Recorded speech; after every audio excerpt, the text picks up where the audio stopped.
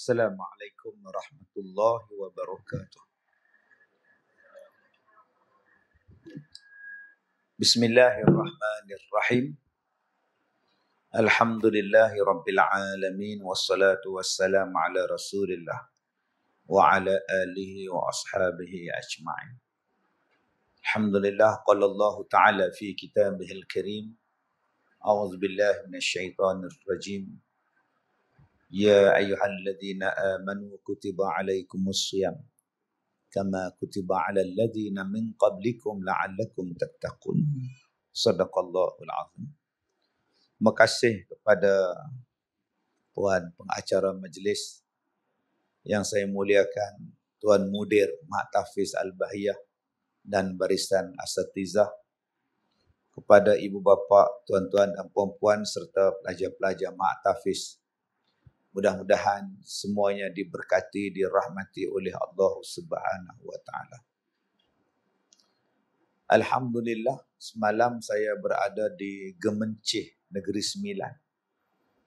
Saya sampai di Sungai Petani jam 3:30 pagi tadi.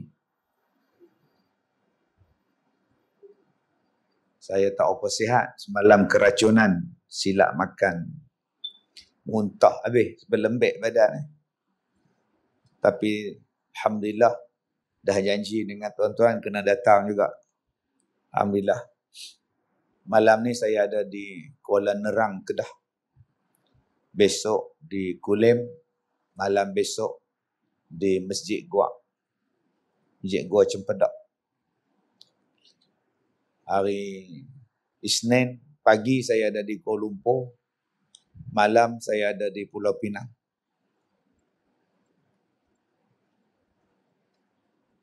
Jadi tuan-tuan yang saya hormati,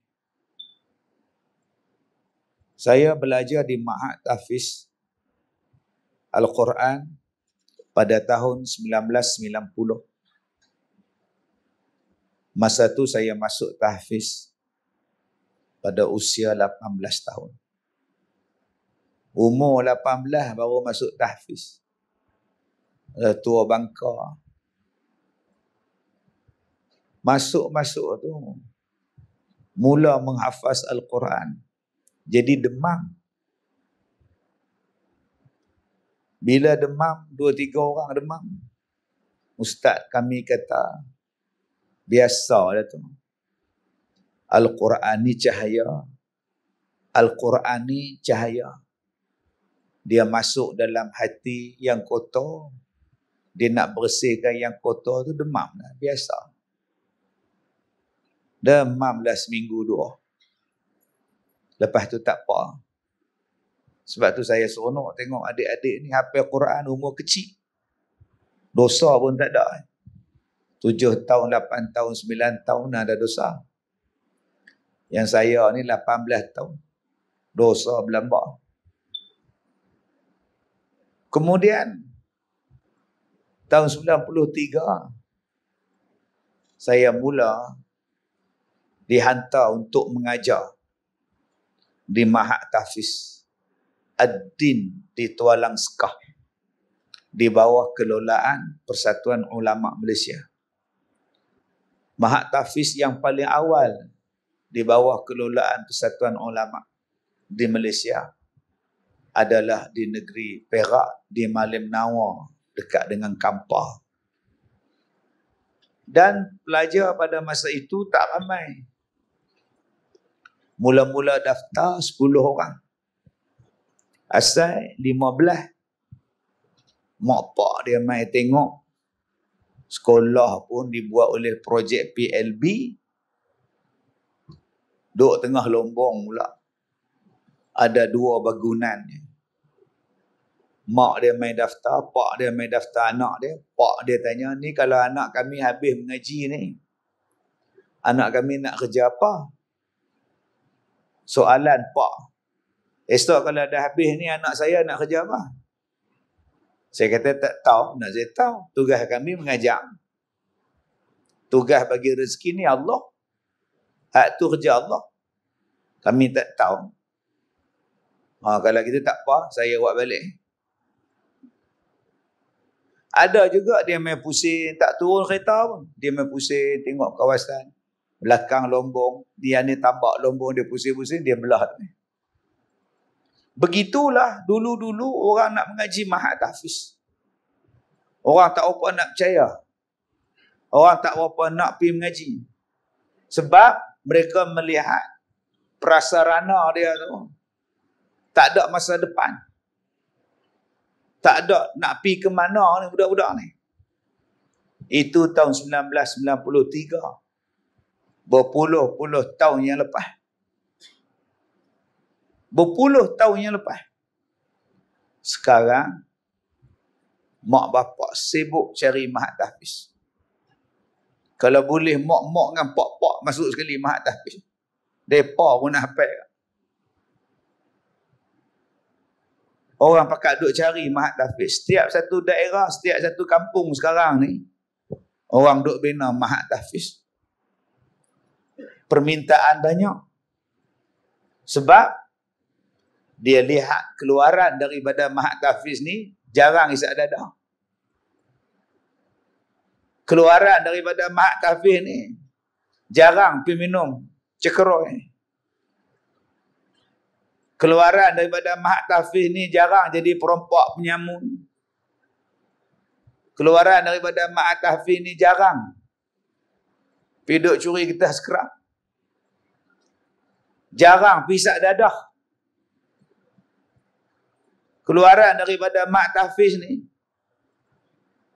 banyak hak bagus. Tuan-tuan pergi dalam penjara, cuba cek dalam penjara. Berapa ramai yang masuk penjara tu budak tahfiz dengan budak tak tahfiz.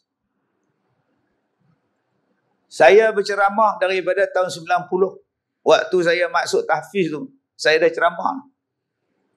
Sampai sekarang ni 2022. 32 tahun.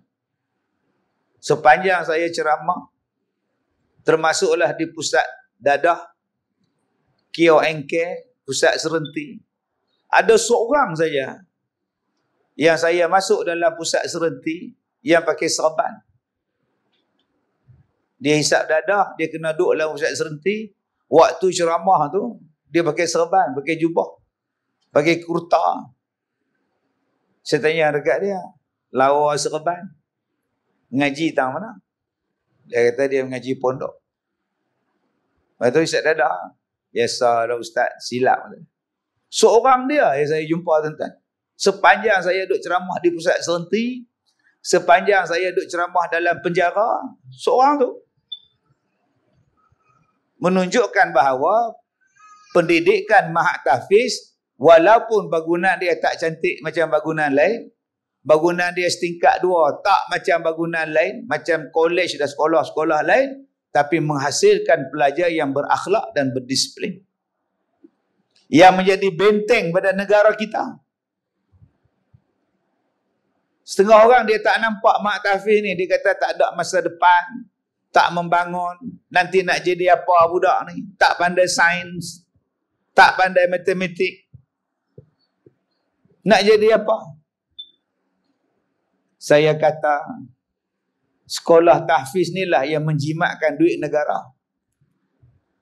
Sekolah tahfiz ni lah yang menjimatkan duit kerajaan dan duit rakyat. Nak buat bangunan, cari duit sendiri, bukan ada peruntukan. Nak membiayai budak-budak makan, duit sendiri, bukan ada peruntukan. Nak bayar gaji cikgu-cikgu, ustaz-ustazah, duit sendiri, bukan peruntukan. Nak repair bangunan, duit sendiri, bukan ada duit peruntukan. Nak buat bangunan, tanah wakaf, tak ambil tanah orang. Dia menjimatkan duit. Sepatutnya sekolah tahfiz macam ni lah yang kena bantu. Sebab dia jimatkan duit orang. Peruntukan untuk pendidikan ni berbilion setahun. Berapa sen saja untuk Mahat Tahfiz. Sen je. Nak banding dengan bilion. Tu pun Mahat Tahfiz boleh hidup. Boleh bergerak. Walaupun banyak cabaran tambah-tambah dalam suasana PKP. Ada banyak mak tahfiz yang ditutup sebab tak mampu nak hidup. Tapi ada lagi yang masih bertahan, yang masih kuat. Jadi tuan-tuan, yang keduanya, mak tahfiz ni melahirkan insan yang tak menghabiskan duit rakyat. Duk dalam penjara sehari beratus ringgit belanja. Duk dalam penjara, dalam pusat serenti, banduan-banduan tu tuan-tuan ingat free. Kerajaan tanggung. Bayar gaji warden. Nak bayar gaji wadah tu berapa banyak? Nak mentekuk darah puak-puak banduan tu berapa banyak? Pagi makan, tengah hari makan, malam makan. Bukannya free, duduk dalam penjara. Sebab tu adik-adik kalau rasa nak makan free, masuk penjara. Takkan kita nak masuk penjara dengan buat jenayah. Tapi itu risiko kan. Dalam Malaysia ni ada berapa banyak penjara. Dan berapa ribu banduan. Saya ceramah di satu penjara. 950 orang Islam. 950 orang dalam penjara tu Islam. Baki daripada 950 tu bukan Melayu. Juara bangsa kita dalam penjara. Ada orang kata tak apa ustaz. Duduk dalam penjara pun bagus. Makan free. Jaga pun ada. Malam-malam mereka duduk jaga kita tidur. Tak apa. Hampir masuk. Hang tak nak masuk lagi pandai. Hang cakap. Hang tidur. Duduk atas simen tu tidur. Dengan tikuih lalu. Lipat lalu. Pergi masuk. Mereka ingat duduk dalam penjara ni ada katil, ada tilam, ada cadar, ada bantai. Bila tengok TV duduk kat dinding kamar. Dengan suasana dia. Sebab tu kita ni jangan masuk penjara. Tapi kalau dah masuk, terpaksa bagi makan. Bagi minum. Beratus juta setahun habiskan duit untuk banduan. Baik bagi kat budak tahfiz. Hak ratus juta peruntukan. Budak-budak ni bukannya jadi banduan. Budak-budak ni lah yang nak jaga Malaysia masa depan. Budak-budak ni lah esok nak jadi ulama, nak jadi pemimpin. Nak keluar dalam masyarakat. Sayang tuan-tuan, kita habis duit banyak kat mereka. Tuan-tuan yang saya hormati. Ada satu banduan tu. Bukan orang Melayu. Tapi Islam. Bila saya ceramah dalam penjara. Dia duduk depan sekali. Pakai kopiah putih. Saya tanya pada pegawai penjara ni. Dia ni Cina ke? Dia ni Cina Taiwan. Oh, bukan rakyat Malaysia. Oh, pakai kopiah. Dia masuk Islam. Oh. Dia hukum gantung. Tunggu masa nak hukum gantung. Pak saya dah dadah. Macam mana dia boleh masuk Islam? Dia kata, ustaz, dalam penjara kami ada pondok. Ada pondok pengajian. Oh, gitu. Rupanya tuan-tuan, dalam penjara ada tempat pengajian. Kita je tak tahu. Dia kata beberapa orang dipilih untuk belajar kitab. Dia ambil daripada pagi sampai ke malam, kerjanya baca kitab. Mengaji pondok. Dia kata kalau ustaz ada sekolah pondok, kami di penjara ni pun ada pondok. Keluar nanti jadi alim. Baca kitab, mengajar, baca kitab, mengajar, baca, jadi alim. Kalau 10 tahun, dia duduk dalam penjara, agak-agak berapa puluh kitab dia baca. Yang ni tuan-tuan, yang kita tak nampak.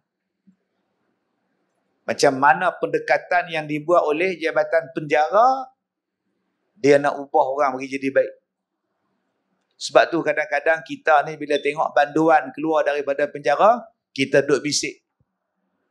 Jaga-jaga. Dah keluar budak tu. Lagi hilang pula. Jaga tabung surau. Lagi bergerak berjalan pula. Budak tu keluar. Jaga-jaga tu anak si mak tu balik lah. Lagi hilang pula motor. Dia tak tahu mak tu duduk dalam penjara, duduk mengaji pondok lebih daripada dia.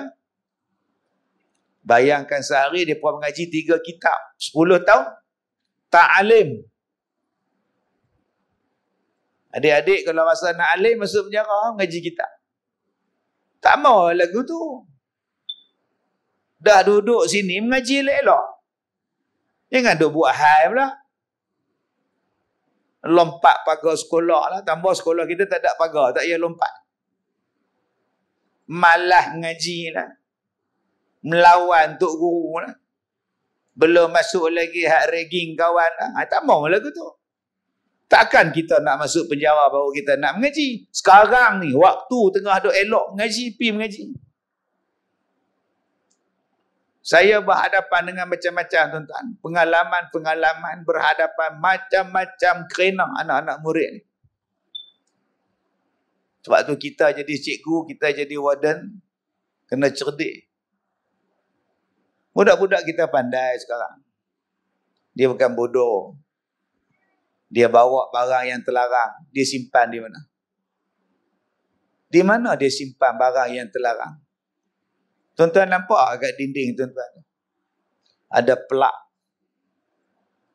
Dia buka pelak tu dengan skru. Dalam tu berlubang. Dia simpan rokok dalam tu. Cerdik budak-budak. Sebab tu cikgu-cikgu yang jadi warden ni kena pergi kursus. Mencari barang terlarang. Mereka bawa screwdriver. Mereka driver pula. Bila awak keluar tarik, mereka simpan. Lepas tu kunci balik. Tengah-tengah malam, waktu orang lain tidur, mereka buka pula. Ni, kata budak-budak. Dia malah mengaji. Duduk di rumah nak main handphone. Duduk di rumah boleh main PUBG. Duduk di asrama ni main apa? Dia duduk teringat adik dia main kak, dia main. Dia tak boleh main. Dia nak balik. Tapi tak boleh balik. Dia ambil Colgate. Bukan susah. Makcik oi ambil Colgate. Ambil Colgate, dia basah dengan air, dia sapu kat mata. Merah. Dia jumpa dengan cikgu. Cikgu, sakit mata. Cikgu pun bawa pergi klinik. Tak usah masuk, sakit mata. Cuti-cuti, pergi balik rumah. Yes. Padahal dia bukan sakit mata. Bahu. Jenis bahu. Jenis ambil Colgate, boh sapu tak mata. Mata merah menyala, kita pun jenis takut ke sakit mata, ambil balik. Tuan-tuan ingat dia balik tu, dia sedih kan? Tak lah. Duk gelak dalam kereta. Boleh balik, boleh main handphone. Ni jenis budak. Tuan-tuan, katil 2 tingkat. Sebab tu di sekolah saya tak ada katil 2 tingkat. Sekolah saya semua katil 1. Pasal apa? Katil 2 tingkat, kena pula bangunan rendah macam tuan-tuan ni, siling rendah. Tuan-tuan nampak lubang siling tak mana? Dia lompat ke lubang siling tu. Dia lepak ke atas siling. Duk atas kuda-kuda. Dia makanlah, dia buat apa duduk atas tu. Panas pun tak apa, janji duduk. Kalau jatuh patah kaki, kita yang kena. Tapi, malam-malam dia panjat. Ini macam-macam benda. Pasal apa? Pasal dia tak boleh masuk mahat tahfiz. Mak dia suruh. Pak dia suruh. Dia masuk dalam keadaan terpaksa. Sepatutnya yang masuk mahat tahfiz tu mak dia. Dia duduk rumah masak. Mak dia lah hafal Quran duduk kat asrama. Sebab tu kita nak ajak budak-budak ni hafal Quran. Tanya ni, mu mampu tak? Mu boleh tak? Dan saya suruh dia orang ni hafal Quran mengikut kemampuan. Dapat 10 juzuk pun jadilah. Dapat 15 juzuk pun jadilah. Janjimu berakhlak. Janjimu baik. Dapat 15 juzuk pun jadilah. 3 tahun 15 juzuk. Syukurlah tu. Boleh ingat dalam kepala. Mudah-mudahan Allah pelihara kita. Inna nahnu nazzalna zikra wa inna lahu lahafizun. Sesungguhnya Allah lah yang menurunkan Al-Quran. Dan Allah lah yang memeliharanya. Termasuklah yang memeliharanya ialah dipeliharanya orang yang menghafaz Al-Quran. Tuan-tuan yang saya hormati, saya bila datang bulan Ramadan, saya teringat umur saya 19, umur saya 20, setahun jadi hafal Quran, saya mula dipanggil menjadi imam sembahyang tarawih. Malam ni masjid lain, malam besok masjid lain, malam lusa masjid lain. Sampai saya jadi imam di masjid negeri di Ipoh. Jadi tuan-tuan yang saya hormati, macam mana nak ingat Al-Quran? Salah satunya ialah bawa dalam sembahyang. Bawa dalam sembahyang, baca. Adik-adik oi. Sebab tu sembahyang duha kena buat. Sembahyang duha kena buat pukul 9 pagi.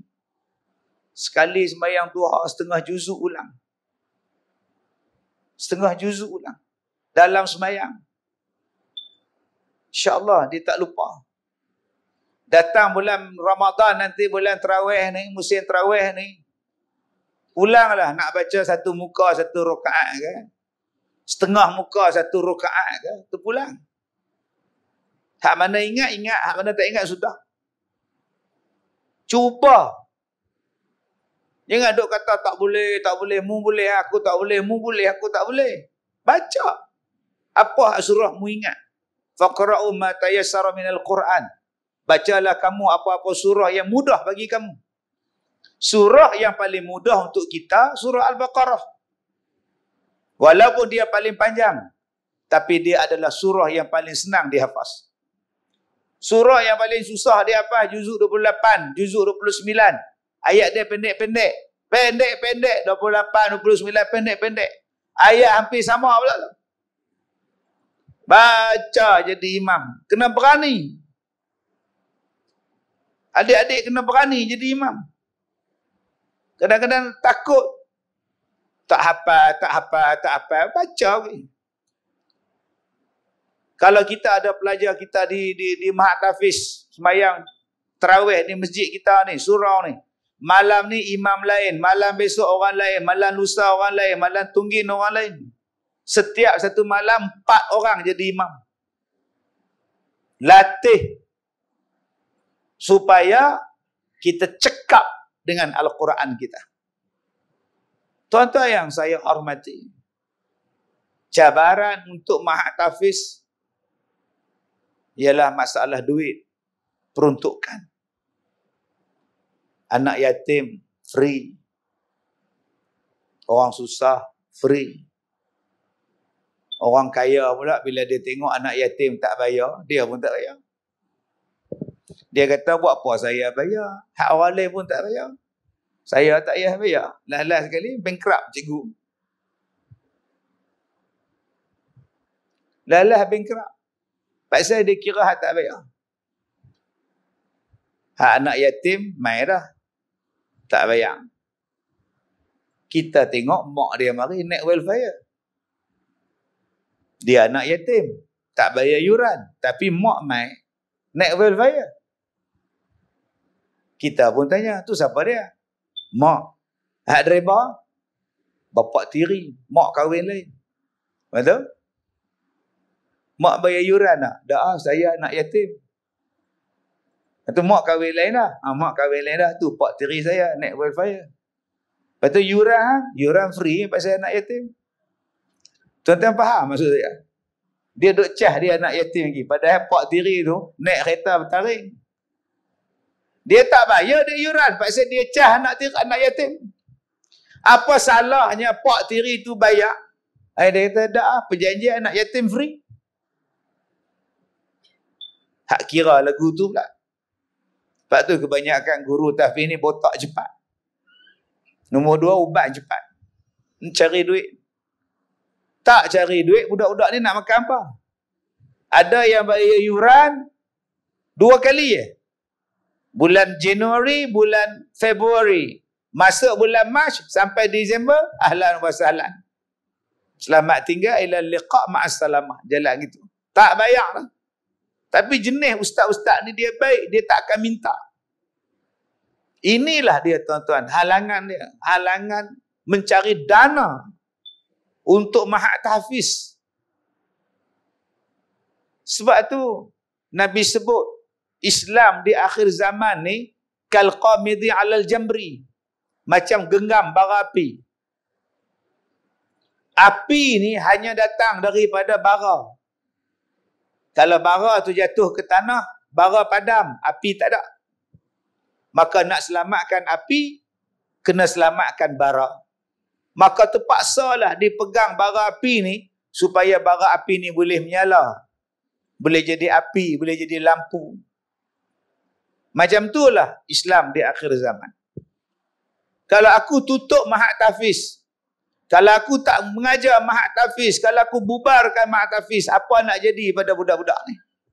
Apa nak jadi pada anak-anak bangsa 10 tahun akan datang? Mereka nak pergi mana? Disiplin dia orang macam mana? Perangai mereka macam mana? Maka terpaksalah pegang. Bila pegang sakit, macam bara api. Pedih, sakit, luka. Tapi kalau tak pegang, nanti bara api itu terpadam. Begitulah. Terpaksa hidup, terpaksa tampung, terpaksa tanggung sendiri. Walaupun sakit, walaupun luka, walaupun susah. Demi untuk melihat Islam tu dan hafazan Quran, orang yang menanggung Quran akan terus wujud dalam negara kita. Ini yang dihadapi oleh mahat-mahat tahfiz dalam Malaysia. Tuan-tuan yang saya hormati. Sekarang tuan-tuan nak buat pula pondok Haji Din. Saya buat pondok tahun 2005 dan beroperasi pada tahun 2006. 2006 sekarang 22. 16 tahun dah pondok saya. Pondok saya tak besar.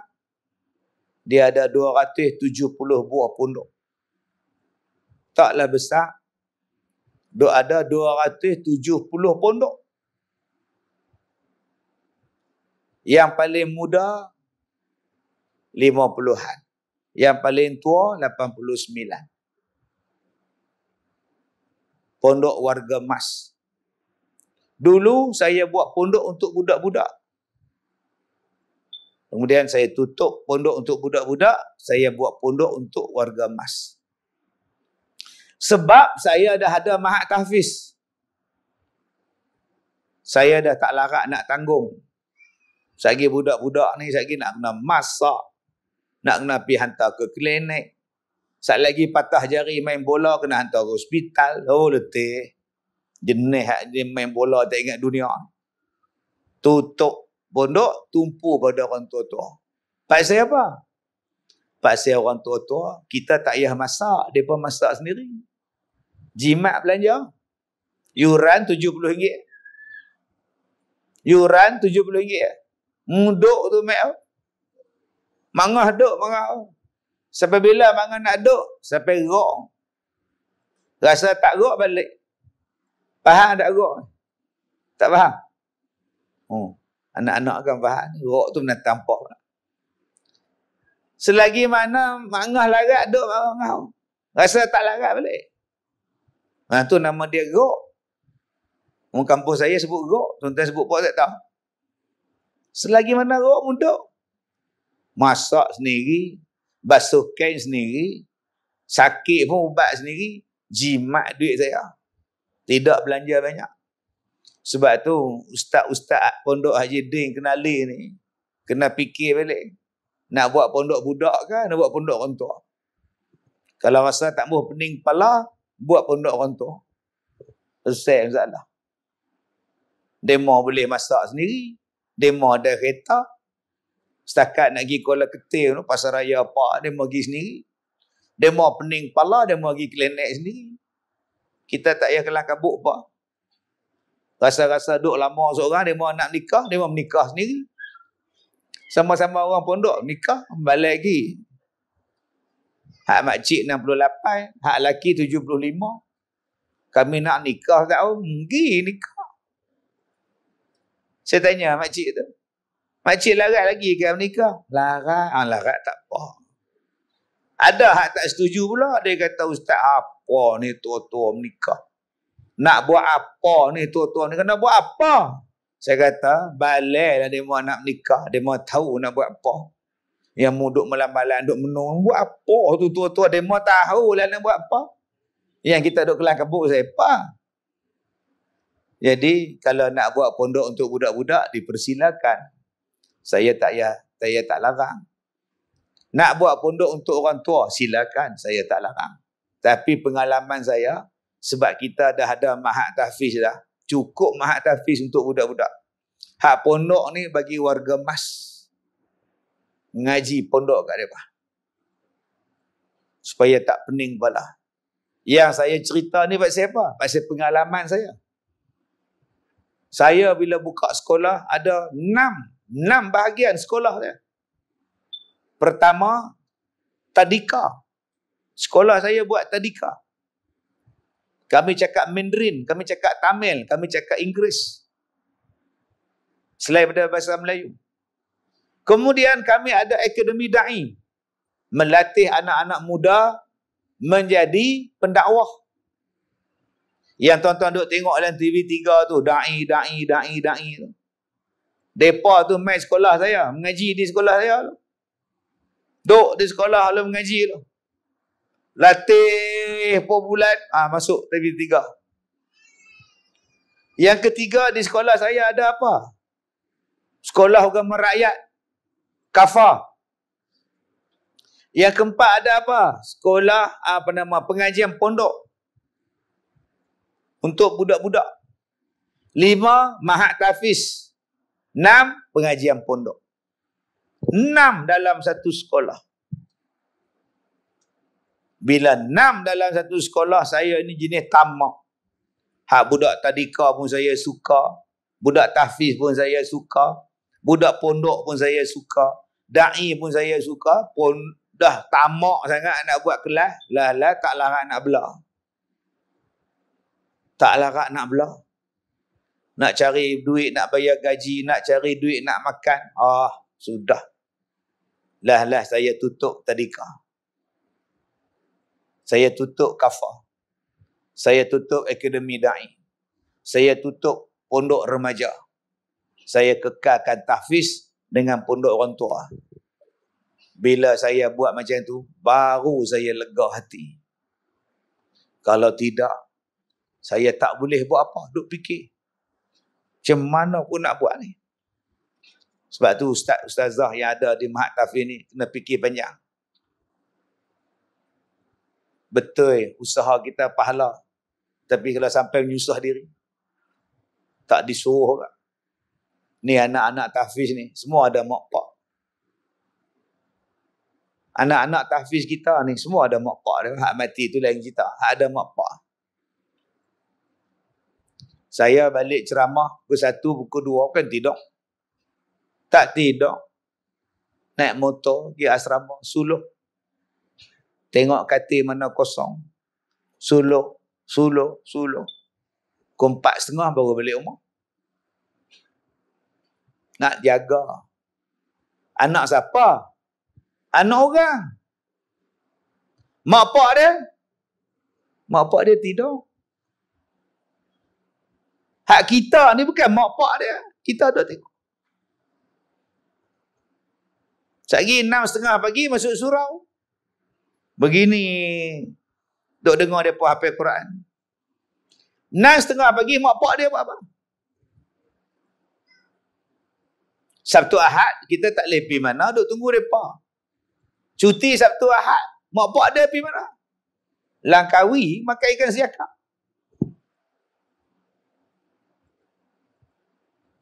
Anak dia main bola, patah jari kaki. Orang suruh pakai kasut, dia tak pakai kasut. Sepak bola, sepak tanah. Ada. Hantar ke klinik. Hantar ke hospital. Berapa jam tuan-tuan duk tunggu. Hospital kerajaan bukannya hari ni pi, hari ni buat. Lah tu buat, tunggu. 1 hari duk tunggu. Kita kata anak bang ni patah jari. Tak apa ustaz, pergi hantar hospital. Kita kena tunggu. Ini pengorbanan ustaz-ustaz yang orang tak nampak. Bila ada kes sikit, mai serang ustaz.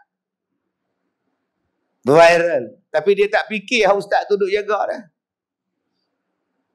Tuan-tuan nak tengok disiplin tak elok-elok, tuan-tuan tengok. Waktu cuti sekolah. Spender tinggal, jubah tinggal. Seluar jeruk tinggal, serban pun tinggal. Tukang kebun pergi kutik dapat 2 guni. Serban dia pun tinggal, spender tinggal, singlet tinggal, kempletat tinggal. Dapat kat tukang kebun, dia bersih, dia basuh, pergi jual kat pekan nak. Bandel dapat duit kat dia. Dia tak ada perasaan menghargai barang-barang ni. Ini banyak jumpa adik-adik ni. Yang baju merah kita ni mak bayar. Serban kita ni mak beli. Jubah putih ni pak bayar. Tapi berapa banyak orang yang tak menghargai mak bapak dia punya duit. Dia tinggal ikut suka dah. Bila mak tanya mana serban? Tahu. Tahu je nak? Tahu. Tak tahu ke? Tahu. Bunyi tu macam tahu. Tapi jawapan dia tak tahu. Serban mana? Tahu. Kalau tahu tak mana? Tahu. Makna tak tahu. Semua tak tahu. Tapi cara jawab tu. Serban mana? Tahu. Mana tahu? Sebab jenis tak menghargai pasal mudah dapat. Jadi tuan-tuan sekarang saya tumpukan pada Pondok Warga Mas 2006 sampai sekarang. Allahu Akbar. Tuan-tuan, bila sebut Warga Mas, pondok, apa yang dalam pahaman orang? Nombor 1, dia kata Pondok Warga Mas ni untuk bela orang tua-tua. Dia main hantar mak dia kata, mak saya ni nak duduk sini lah. Ni pusat jagaan orang tua kan? Tak. Ni tempat pengajian. Yalah macam kita buat apa? Macam orang tua duduk sini. Ni tempat pengajian. Bukan tempat jaga-jaga orang tua-tua kan? Tak. Oh, bukan rumah orang tua-tua? Tak. Sekolah. Sebut sekolah. Boleh tak saya hantar mak saya sini, kalau ada siapa jaga, boleh tak? Tak boleh. Dia ingat sekolah pondok ni tempat jaga orang tua-tua. Ni nombor 1. Nombor 2, ayah saya ni kematian mak kami dah 5 tahun. Jadi ayah kami ni sekarang umur 75. Jadi dia pun duduk seorang lah. Jadi kami datang ni nak tanya ustaz, ada tak makcik-makcik sini yang nak kahwin? Kalau boleh, kahwinlah dengan bapak kami. Bolehlah dia tengok-tengok bapak kami. Dia ingat hak mengaji pondok ni, nak menikah, cari jantan, nak menikah. Lepas tu suruh belah pak dia. Yang pak tu dua-dua kaki tak ada. Saya duk suruh turun. Abang mailah turun. Awak tak turun kereta, mai. Tak apa. Tak apa Ustaz, saya duduk dalam bersama. Taklah mailah minum kopi tu. Duk tak seronok mai rumah saya tak turun. Tak apa. Duk gelak. Saya pun tak apa. Bila dah nak balik, minta maaf Ustaz tak turun. Kaki tak ada. Lah. Kaki pergi mana? Biasa tak kencing manis. Dua-dua tak ada kan? Duk gelak tuan. Tu nak minta ustaz kalau boleh carilah seorang buat teman. Elok siapa nak makcik angkat tangan. Dia nak pergi dapur angkat dia nak balik mandi dukung dia buat. Depa ingat makcik hak duduk di sekolah saya ni kena cari jodoh, belah pak depa tak nak belah pak. Oh, dahsyat tuan. Yang satu lagi pula, dia tahu sekolah kita ni bukan sekolah jagaan orang tua, dia main tauk tepi pagar. Dia tinggal tu tak balik dah. Kita tanya makcik dia, ingat tak nombor dia? Tak tahu. Dia duduk mana? Duduk Ipoh. Alamat? Tak tahu. Nama Din, Zainuddin. Tak ingat alamat rumah dia. Tak tahu. Tapi rumah ni lah, campur-campur ni, semua tereh ni. Dia tak boleh ingat nombor telefon anak dia. Dia tak boleh ingat alamat anak dia. Kami nak kontak siapa? Anak dia tinggal kat jaga tu, naik kereta berdesuk, brung, tinggal. Sampai hati tuan-tuan orang tinggal mak bapak. Bila mereka ni buat pondok ni besok ni, hak ni lah hak mereka jumpa. Hak ni. Dia mari buang mak, dia buang pak. Ada juga hak mari bukan mak pak dibuang. Mak pak saja buang diri. Mari naik teksi turun. Makcik nak duduk sini. Kenapa? Anak tak ada. Jangan sebut anak, jangan sebut. Oh, sudah. Teriak pula dah. Habislah tisu aku ni. Jangan sebut. Sama. Oh, tak apa. Esok lusa dia mari jumpa saya. Dia mari jumpa, dia bagi RM3,000. Duit apa ni kak? Kalau saya mati, duit ni lah ustaz urus. Duit kapan ke, duit kubur ke, duit mandi mayat ke hak ni? RM3,000. Amanah. Dengan syarat, jangan bagi tahu anak saya.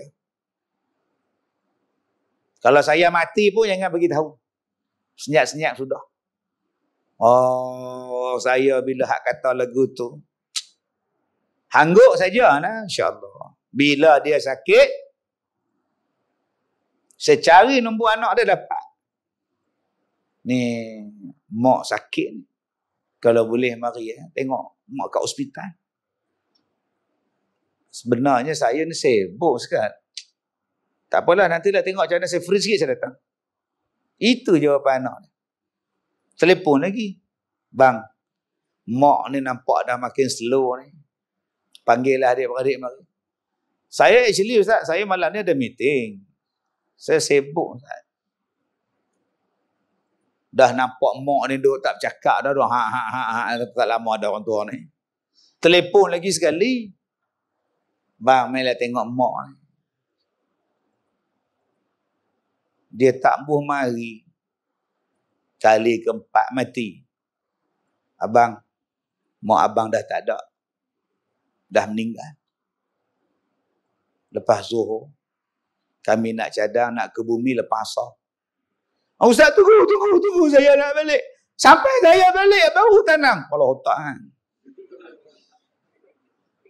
Bahasa kapung kita, pelotak mu. 3 kali aku telefon, mu tak mau balik. Dah mati orang tua tu, pandai pula mu nak balik. Masa dia boleh cakap, mu tak mau balik.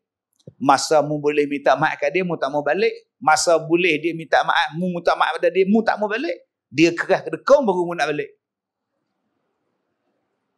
Nyusahkan saya pula. Saya kata saya tak boleh tunggu. Malam ni saya ada ceramah. Saya tak boleh tunggu. Habis-habis ni, kami dah jumpa hospital dah. Doktor kata tak apa, tak payah postmortem apa, tua, jalan tu. Mandi mayat kami nak tanam. Lepas sak. Oh, dia kata, tolong ni mak saya, hormatlah saya. Pelotakmu. Kita punya hormat mak dia, mu yang tak hormat mak mu. Saya rasa nak pernah ajar. Mak mu seorang mu tak boleh belah. Kereta membelah, kucing membelah, handphone membelah, baju membelah, kereta membelah, rumah membelah. Mak mu tak boleh belah. Kucing tu sakit perut, awak pergi klinik. Siap tanya kat kucing tu. Mu sakit perut kat kucing? Pandai menjawab. Yang mak sakit, mu tak bawa pergi klinik. Oh. Kereta berseluk, pergi hantar kat car wash. 2 jam duk tunggu. Kereta banyak. Basuh kereta bersabung. Tembak. RM8, RM12. Tapi mak mu sakit, mu tak pernah tembak mak mu basuh mandi dia. Tak pernah mandikan pak. Hak kereta mu mandi, maghrib mandi. Yang mak ni tak nak mandi. Sebab tu, masa sebelum PKP hari tu, saya setiap hari, seminggu, saya 2 kali melawat hospital. Tu kerja saya. Sibuk macam mana pun saya melawat. Saya tengok hak mana tak mandi, saya lap. Kan yang pak saya pun tak tahu siapa dia. Saya tanya nurse, tak ada orang tengok nurse? Tak ada tu. Tak apa. Mandi tak? Kami pun tak larat nak mandi betul. Saya ambil beseng, boh air, celuk dengan kain tolak good morning. Lap badan dia. Lap muka, lap kepala. Siap duduk pejam mata.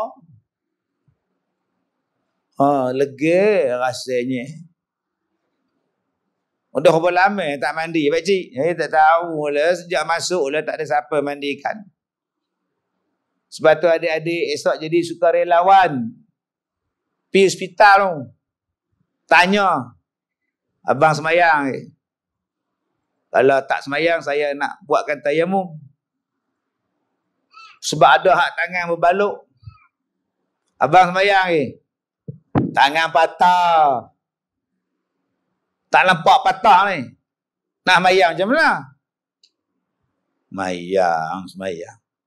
Tuhan pun faham lah. Aku patah tangan. Kalau tak patah aku semayang.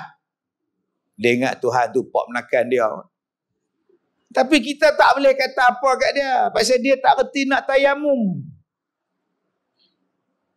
Ada satu orang tua tu, saya pergi semayang. Dah lah. Ni balut-balut semua ni. Wuduk macam mana? Tayamum. Abang tayamum macam mana? Tayamum basuh muka, sapu tangan, kepala, kaki. Oh tayamum sapu kaki. Dia kata kaki macam wuduk elok. Orang tayamum muka dengan tangan, dia pergi belasah sampai kaki malu. Saya buat tu. Sampai satu hari, sekali tu yang saya tak boleh lupa. Demo panggil saya, pergi tengok pak demo, duk kencing tikus. Leptospirosis, kencing tikus. Pergi mandi lah sungai Jeram mana tu. Mandi-mandi balik kotor. Demai tu. Orang panggil kencing tikus. Pasal apa kencing tikus tak? Tikus kecil lah sungai, susah apa. Nama dia kencing tikus. Mu lagi duk nganga dalam mulut. Duk sembuh air sungai. Hak di atas kecing. Balik-balik demam kuah tu. Kecing tikus bahaya. Sah. Masuk hospital ICU. Saya pergi tengok. Muka kembung, badan kembung. Waya berserabut. Dia kata, Ustaz tolonglah doa. Alhamdulillah. Nak doa. Siap pakai baju PPE masuk tu pun. Tengah dah baca doa tu. Satu perempuan Cina mai. Encik. Ya. Sekali untuk bapa saya sekali Dia pun suruh doa kat pak dia agak. Belasah gila, batai gila malau. Doa agak walaupun dia tak Islam, kita doa kat dia agak apa masalah. Jadi tuan-tuan yang saya hormati. Kalau saya tutup pondok, apa nak jadi pada 200 lebih pelajar saya? Yang miskin, yang papa kedana, yang tak ada anak, yang tak ada laki, yang dibuang anak, yang dibuang keluarga. Nak letak tak mana? Apa hak ustaz-ustaz dia nak buat ni bagus sangat. Silat-silat besok orang kampung ni masuk situ. Sebab tu kita tak boleh kata demo ni nak buat apa lah. Pondok-pondok nak tak apa. Rumah elok-elok hidup pondok bodoh kan apa. Lah esok dia duduk. Macam mana pakcik mari ni? Anak buah saya main duduk sini, duduk tak mana lagi. Dulu pakcik kata bodoh. Dulu memang bodoh lah, tak bodoh lah. Kita tak tahu nasib kita macam mana. Ni mau ni buat tahfiz apa, pergi atas sekolah biasa sudahlah. 2 tahun lepas tu dia kata cucu dia. Sebab tu kita tak boleh tahu apa akan jadi akan datang. Bila kita tengok benda tu baik, tolonglah. Ada mahat tahfiz, tolong, ni bulan Ramadan dah dekat. Hantar seluri berah. Saya salah. Hantar satu pikat hailak, tepung berah dia nak buka puasa. Allah gantikan balik apa yang dibuat. Tuan-tuan, nanti kalau dah siap pondok, surau kita ni, surau pondok, setiap malam buat qiyamulai bulan Ramadan. Saya di sekolah saya buat qiyamulai setiap malam. Dah 16 tahun. Saya ingat tahun 2005, 2006, saya ingat. Masa tu pelajar pondok saya 8 orang. 8 orang. Rumah pondok ada 8, ada surau. Saya kata macam mana nak bagi ramai orang mari. Saya kata kita buat qiyamulai malam-malam tarawih ni kita buat qiyamulai. Pukul 3, pukul 4 pagi buat qiyamulai. Daripada 8 orang naik 32 orang. Orang luar pakat mari. Dah tak ada pula pondok. Lah pergi tidur dalam bilik kelas kapal, duduk tidur dalam kelas kapal, bagi tilang kat demo tidur orang tua-tua tu. Demo tidur. Malam-malam buat tarawih, buat qiyamulai. Pukul 3.30, pukul 4 habis pukul 5. Habis pukul 5 bagi dia makan. Free. Kita masak sahur bagi dia makan. Seronoklah orang tua-tua tu makan. 3-4 hari Ramadan dia mau mari jumpa saya. Dia kata, Ustaz, kita orang dah lama nak jumpa Ustaz ni, dah banyak hari. Tapi nampak Ustaz sibuk, kami malah kacau. Apa masalah Hajah? Apa masalah? Sejak daripada malam pertama, kita buat qiyamulai, sampailah. Selalulah, setiap malam lah kata. Macam ada orang kejut kami. Kejut macam mana? Kami duduk tidur, ada orang duduk usik ibu jari kaki. Suruh bangun. Kami pun bangun. Tengok pukul 3.30. Kami pun mandi, pergilah semayang. Saat lagi waktu kami semayang dengan Tok Imam, bila disebut amin, kami rasa ramai sungguh. Amin. Padahal kami tak ramai pun. Tapi bunyi tu amin. Kadang-kadang dia main ketuk tingkap. Kadang-kadang dia main ketuk pintu suruh bangun. Hantu ke apa Ustaz? Ni soalan dia. Saya kata mak ngah bulan puasa ni hantu kena kunci.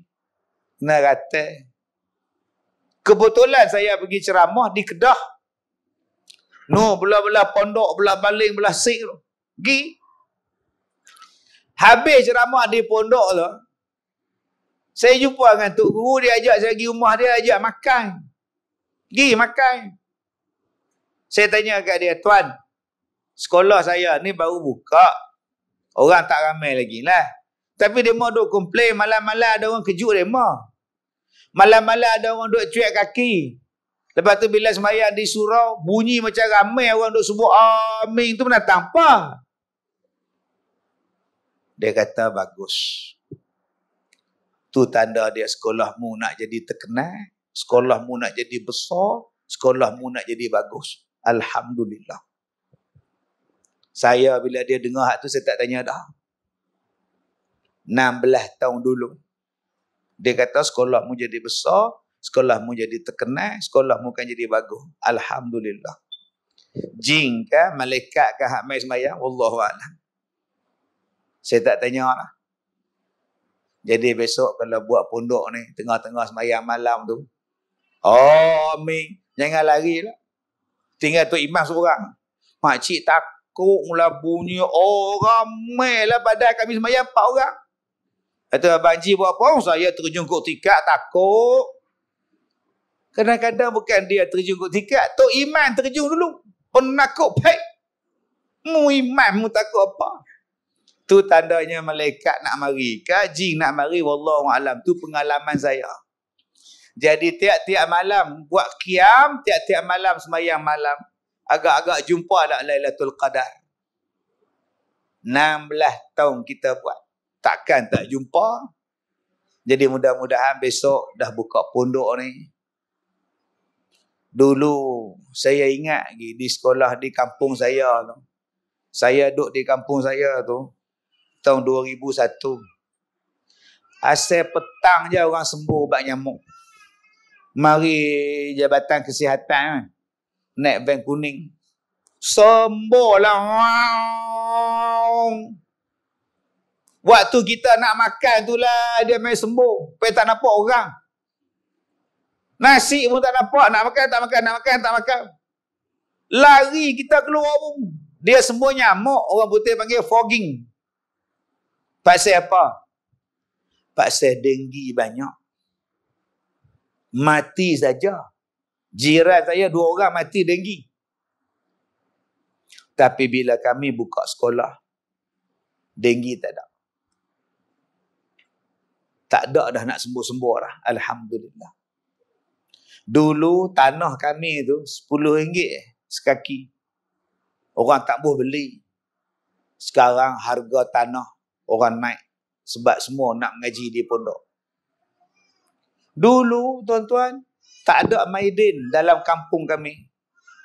Sekarang Maidin dia buka pasar raya dalam kampung kami.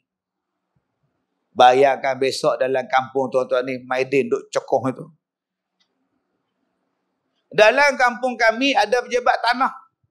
Dalam kampung pejabat tanah daerah buka dalam kampung. Dalam kampung kami ada hotel. Bukan homestay, hotel. Pasal apa? Alhamdulillah berkat. 1 minggu yang datang melawat sekolah saya Sabtu Ahad 30 bas. 40 bas. Besok tuan-tuan jalan depan tu kecil tak boleh dah. Kena bagi besar. Bas nak masuk. Nak gostan, nak ribah dan mana. Kena bagi besar. Bayangkan di sekolah saya sebelum PKP hari tu, yang mari melawat 40 bas. Nak parking tak mana? Lala parking tak bumbung. Tuan-tuan besok jangan ingat bila buat sekolah ni kecil dah. Orang mari pada Singapura. Orang mari pada Johor. Tahun 2018, yang melawat sekolah saya 170,000 orang. Bayangkan. Dalam setahun. 170,000 orang melawat dari setahun. Tuan-tuan boleh bayang dah ekonomi yang wujud untuk masyarakat kampung. Homestay. Nak duduk dalam pondok, penuh. Akhirnya dia mau duduk dalam homestay orang kampung. Orang kampung dapat sewa. Nak duduk dalam pondok jadi penuh. Orang kampung buat rumah sewa untuk mengaji pondok. Akhirnya tuan-tuan, industri kecil dan sederhana buat kerepek, buat kopuk jadi laku. Pasal apa? Pasal pelawat setiap hari datang. Orang kampung boleh buka perniagaan dekat dengan sekolah. Lama-lama orang hak mari ni dia order online, hantar saja. Jadi jangan kata bila buka sekolah pondok nanti kita orang kampung tak ada faedah apa. Jangan kata. Silat-silat hari bulan besok rumah tuan-tuan tu jadi homestay, jadi hotel. Dia akan buat. Dia dah terbukti pada sekolah saya. Alhamdulillah. Yang mana belum datang melawat sekolah saya, marilah. Saya tunjuk dekat tuan-tuan macam mana orang kampung boleh dapat manfaat bila sekolah pondok wujud. Ekonomi makin naik, infrastruktur makin naik, kerajaan bagi buat jalan besar, Dewan Bandaraya bagi lawa. Pasal apa? Pasal pelancong semua datang. Jadi besok sekolah ni kita doa berjaya lah macam tu. Orang pakat mari. Kampung kita agak bertuah. Jadi macam mana nak bagi berjaya macam tu Ustaz? Senang ya. Semayang malam. Lepas tu minta jing. Amin. InsyaAllah ramai lah tu. Tak pernah faham. Tak faham sudah. Nah, baik, cukup sekadar itu tuan-tuan. Saya minta maaf jika terkasar bahasa. Wabillahi taufiq wal hidayah. Assalamualaikum warahmatullahi wabarakatuh.